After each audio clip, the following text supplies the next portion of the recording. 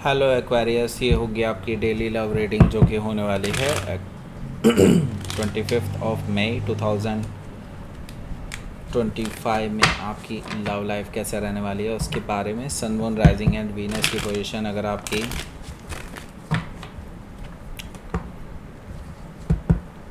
Aquarius यानी कि कुंभ राशि में है तो रीडिंग आपके लिए है। ये रीडिंग सिंगल्स के लिए भी है और इन्वॉल्व लोगों के लिए भी है। तो पहले देख लेते हैं सिंगल्स के लिए कैसा रहने वाला है आपका आज का दिन लव लाइफ के regarding. Let's see the lovers, 4 of wands. Okay, so देखिए भाई, जो लोग अभी कम्प्लीटली सिंगल हैं उनके पास शादी का रिश्ता आ सकता है, ऐसा मुझे दिखाई दे रहा है। और आपको चूज़ करना पड़ेगा, कोई 2 लोग हैं उनमें से चूज़ करना पड़ेगा। दोनों ही इक्वली दिखाई दे रहे होंगे आपको कि हाँ अच्छे हैं रिश्ते दोनों ही।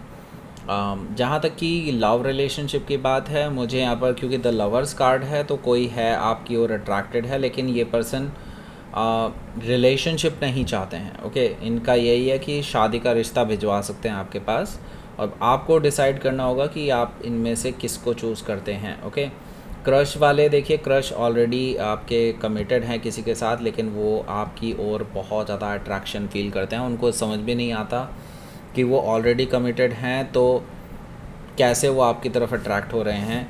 उनको भी ये चीज़ का नहीं पता कि ऐसा क्यों हो रहा है। वैसे मैं बता दूं, ये पर्सन आपके साथ पास्ट लाइफ में भी थे और इसी वजह से आप दोनों का कनेक्शन इतना पेचीदा है। ओके, सो हो सकता है कि आप किसी एरीज, लियो, सजिटेरियस या फिर जेमिनाई से डील कर रहे हो, या फिर ये उनके चार्ट में हो सकता है। तो लेट्स सी देख लेते हैं इन्वॉल्व के साथ क्या किस्सा है। एक्वारियस इन्वॉल्व,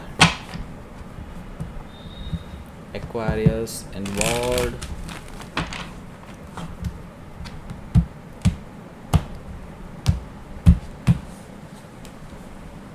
ओके, देखिए आप दोनों के बीच में तो बहुत नेगेटिविटी, टॉक्सिसिटी गुजर चुकी है।